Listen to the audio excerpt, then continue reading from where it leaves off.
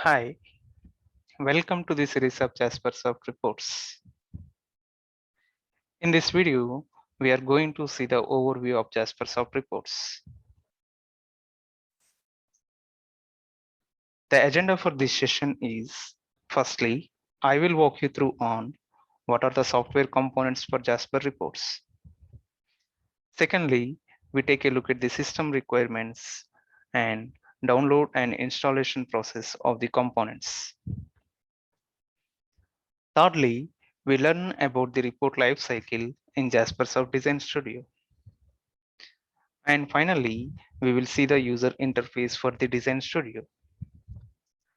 Let's get started. To start with the software components, Jaspersoft is offering 4 major components in its BI suite. The components includes Jaspersoft Design Studio, Jasper Report Server, Jasper Reports Library, and Visualite.js. The software is available in 2 flavors. It is available as a community edition, which is free of cost. And it is also available as an enterprise edition in which we need to install the license once we have the components installed. Let's briefly look at each of these components. To start with, Jaspersoft Design Studio. Jaspersoft Design Studio is an Eclipse-based report designer tool.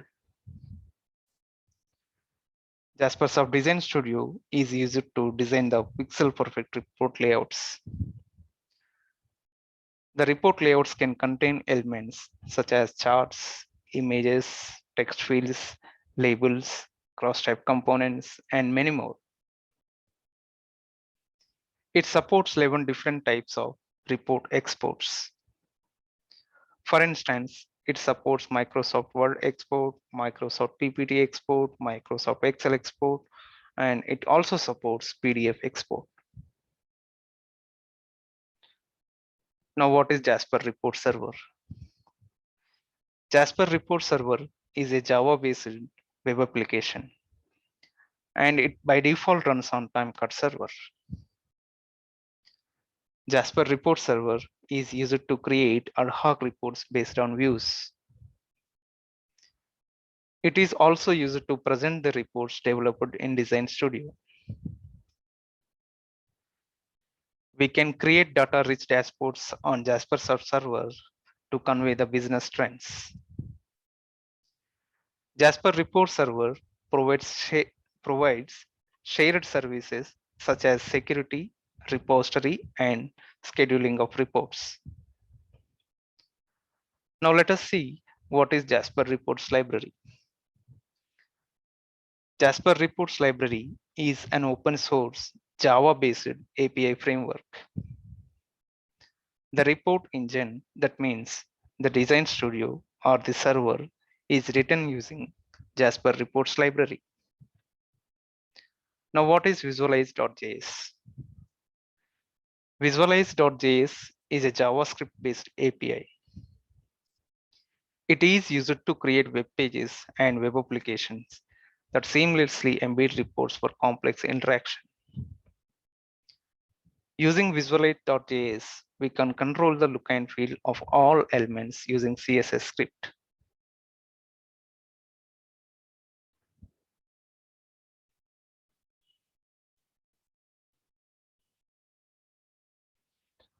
Now let's take a look at the system requirements. To work with Jaspersoft Design Studio and the server, a minimum of 1 GB RAM is required. A 2 GB RAM is suggested, but personally, I recommend to have 4 GB RAM. We can install Studio or the server on Windows or Linux, or we can also install on Mac OS. These operating systems should be of 64-bit type. Java 1.8 or higher versions are required to run these software components. Users should have some fundamental knowledge on core Java and SQL. to work on Jaspersoft Design Studio and the server.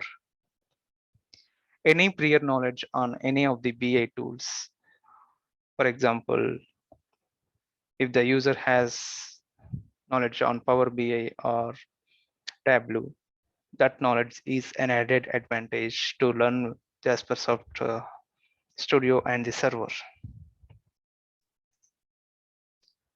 Now let's look at how we can download and how we can install the software. The community edition is available to download from the community Jaspersoft site. And the enterprise version, we can download it from Jaspersoft site. For the enterprise version, we need to fill up a form, and as soon as we fill up the form, it redirects to the download page. And from there, we can download the studio and the server. Coming to the installation, it is pretty straightforward like any other Windows software.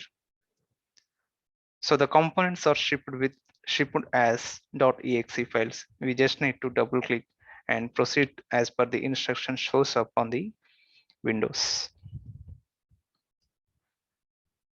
As I mentioned, enterprise editions requires license to be installed when the software components are installed. For Studio, we get workspace, and for the server, we look at the installation directory. For this Studio, we can install the license from the help and then the license manager. So as soon as we click on install new license, it asks to select the file. So as soon as we select the file, we can see the license expiration date here. And on the server, we have to copy the license file directly onto the installation directory. The installation directory for the server is by default for Windows. It creates a directory called Jaspersoft and then the server name here. So in the root directory, we install license as a file. And for the studio, we get a workspace as we install in the Windows. So by default, the workspace is available under users, then the system name, then the workspace. Now let's move on to the report lifecycle in Jaspersoft Design Studio. There are basically 4 phases in the report development. The phases includes design phase, compile phase, execute and fill phase, and export or the present report phase.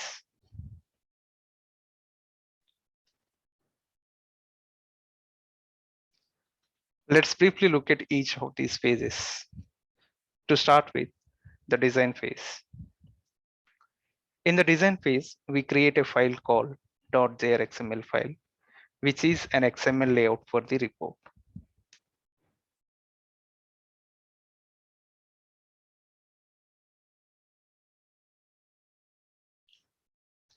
The layout is the definition of a report and it is completely visible.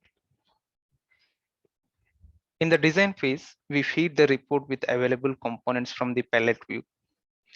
For instance, we design the report using components such as charts, tables, crosstabs, page breaks, and many more. Once we have design for the report, we move to the compile phase. In the compile phase, .jrxml file is compiled to a binary file called as .jasper file. .jasper fields are shipped with the application to run the reports. We explicitly compile the reports when we use the sub-reports within the studio. That means if there are any changes done in the sub-reports, we cannot view them when we run the master report. So it is always recommended to compile the sub-report to have the changes reflected in the master report. So that's about compile phase. So moving on to the next phase, which is execute and fill. In this phase, we execute the .jasper file and fill the report with the data. The data can come from a data source connection, such as JDBC connection, or it could be an XML file, or it could be a CSV or Excel file. And the final phase is export, and export or the present phase. In this phase, a JR print file is created. The print file created can be exported in various formats such as PDF, Word, or Excel, or to a PPTX. In the data warehouse life cycle, the reports comes at the final phase here. So we can see the design phase here, execution phase, and the export phase. Now let's move on to the Jaspersoft Design Studio user interface. The user interface is divided into two parts. They include report editing area and exploring the data. The report editing area is a multi-tabbed environment. The environment includes three tabs. They are Design tab, Source tab, and Preview tab. Let's briefly look at these tabs, or say the environments. In the next slide, we can see how these components look like. So this is the first part of the user interface, which is report editing area. In the bottom, we can see the multi-tabbed environment that includes Design tab, Source tab, and Preview tab. So the Design tab is the main tab for the report. It is the place to drag and drop the elements from the palette. Next, the Source tab.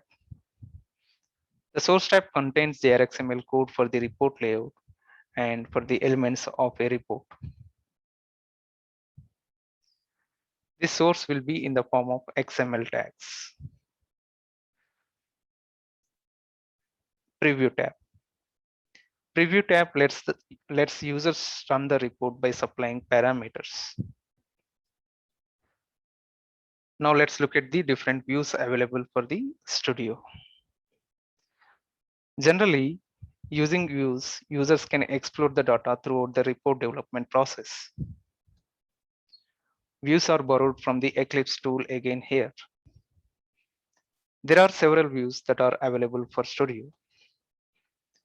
The views includes Repository Explorer view, Project Explorer view, Outline view, Designer Palette view, Properties view, Problems view, Report State view. So these are the major views that we interact while we develop the report. Let's briefly look at what are these views. Repository Explorer view. This view consists of two sections. They are server section and data adapter section.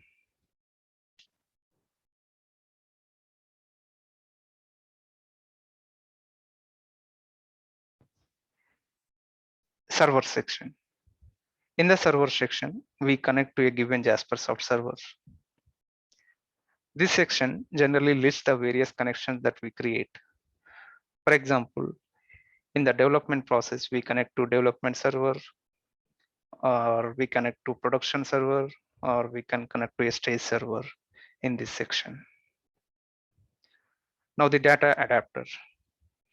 In the data adapter section, we connect to a given database server. This section is also lists the data source connection that we create. For instance, the list can contain production DB connection or a DB connection, or it can also contain various other connections based on our requirements. Now the Project Explorer view. Project Explorer view lists the Jasper reports projects. For example, in the studio, I have 3 projects created: Jasper Reports 2021, My Reports, Training 2021. These are the 3 projects I have in the Project Explorer. When we install the studio, by default, we get the My Reports project.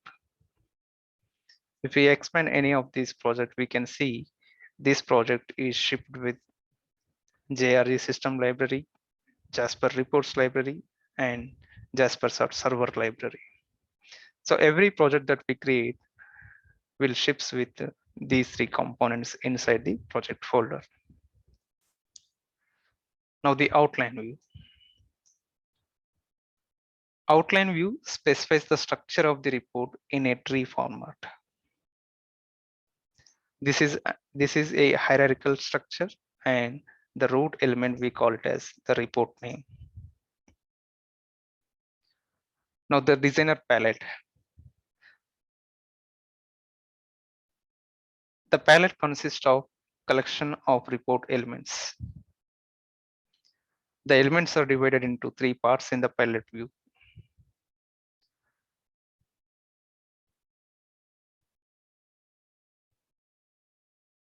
These elements are divided into three parts, as I said, and those are basic elements, composite elements, and components pro. Components pro elements, this section is available only in the enterprise edition of the studio. In the community edition, we can see the basic elements and we can see the composite elements.